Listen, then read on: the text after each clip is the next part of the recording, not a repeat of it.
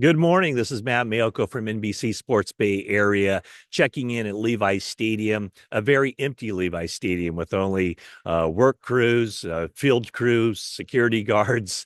Um, the cheerleaders are out here, so hopefully we can get this in before the PA system starts blaring and the cheerleaders get out there and work their magic. By the way, the cheerleaders always awesome. One of their required things I've learned through the years is that they listen to 49ers talk, and I hope you would too. It's available anywhere you get your podcasts. And by the way, this YouTube channel is brought to you by Canyon Club Brewery, a restaurant, a beer garden, and it delivers a family-friendly atmosphere in Moraga. So check it out. And it's coming soon to the Livery in Danville. So it'll definitely be a go-to spot for me, the one in Danville, as is the one in Moraga, right down the street from where I live. Okay, so let's bring you some updates. Of course, today will feature the NFL debut of Ricky Pearsall, the first-round draft pick for the 49ers. And it's interesting how this whole thing has worked out because I really think a big part of the reason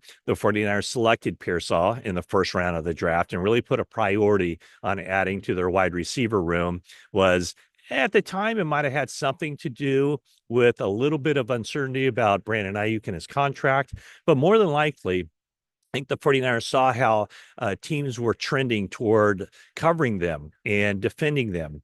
And I think we saw it in the Super Bowl. And Deebo Samuel had a difficult time getting open.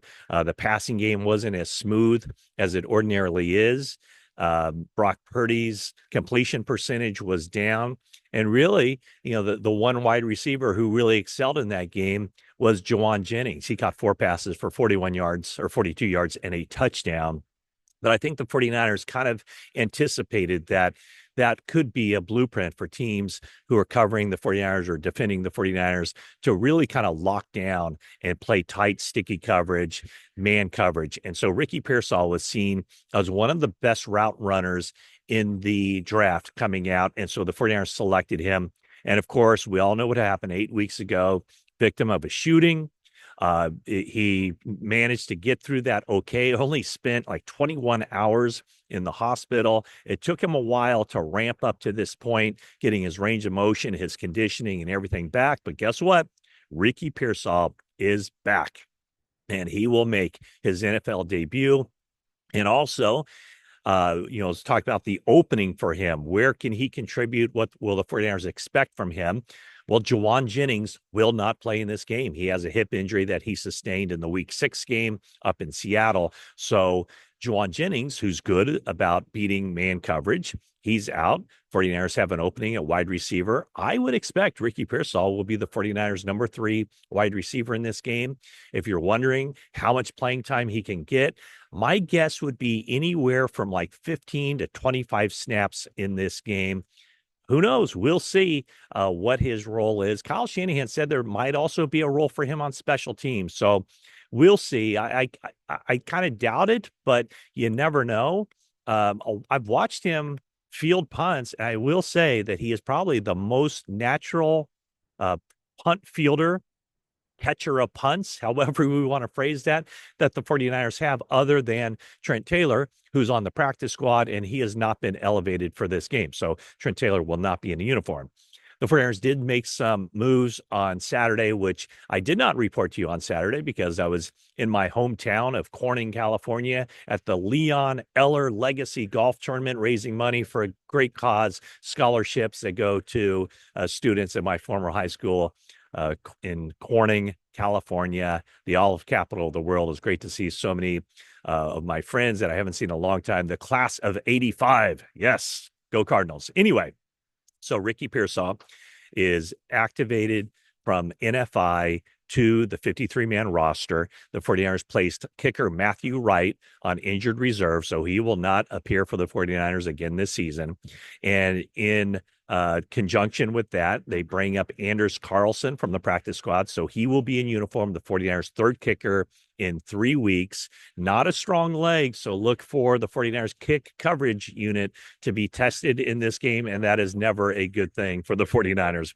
Also, Jalen Mahoney, safety. By the way, the cheerleaders going through me here. Jalen Mahoney is up for this game off the practice squad. He's a backup safety. Now, this will be the third time that he's been activated for a game, brought up for a game this season. Hi there. And so that's the limit for a player off the practice squad. He can only be activated or elevated 3 times. So if Jalen Mahoney were to come up again or play in a game again, he'd have to be on the 53-man roster. Perhaps that's part of the reason the 49ers this week signed veteran safety Adrian Amos from on the practice squad. So they got him in the building. They're getting him up to speed. If you remember, the first couple of weeks of the season, Tracy Walker, a veteran who'd played a lot with the Detroit Lions in the past, they had him on the practice squad, and he was active for the first couple of games when Talanoa Hufanga was out of action. So I mentioned Ricky Pearsall up from NFI, non-football injury list. He counts against the 8 players the 49ers are able to bring back off of injury list. So 2 of 8, Kalia Davis was the first. And probably the next one, I don't know who the next one will be, but Christian McCaffrey, Yetur Gross-Matos, Hufanga, John Feliciano, and Ambry Thomas are also available for that right now. Thomas, I doubt that they will bring him to the 53-man roster, as I think that he's far, far, far down the depth chart, even when he's healthy, as far as 49ers cornerbacks. On the topic of Christian McCaffrey, he was here at Levi Stadium very, very early in the morning. He had his workout clothes on. He went out of the 49ers locker room inside Levi Stadium out to the practice fields where also the weight room is. So McCaffrey getting in an early morning workout. Of course, the 49ers have the Chiefs on the schedule today. Next week, they have the Dallas Cowboys for a Sunday night game. And then after that is the bye week. My best guess would be that the 49ers are kind of having the idea that McCaffrey will have an opportunity to make his season debut after the bye week. But just want to let you know, he's out here very, very early working out.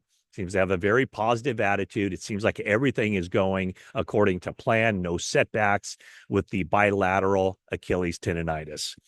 All right. So as I mentioned, the 49ers won't have either one of their kickers available. The kickers that they've had the first couple or the first 6 games, Jake Moody's out for probably until the bye week. After the bye week with a high ankle sprain, Matthew Wright goes on IR. So it's Anders Carlson, the second-year kicker that the Packers selected in the 6th round of the draft last year. Certainly the 49ers hope that this game against the Chiefs will not come down to a field goal, probably either way.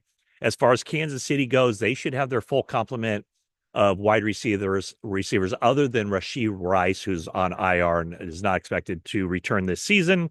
But McCole Hardman has been cleared. He'll play. And Juju Smith-Schuster, who is listed as questionable, is also expected to be available and play in this game as well.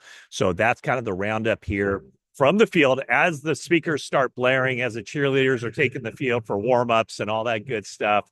Thank you so much for watching. And please subscribe. Turn on your notifications so you know whenever I post a new video, and like and comment, and we'll bring you more information. Of course, a game recap after this one is over. Enjoy your Sunday. And again, thank you for all your support.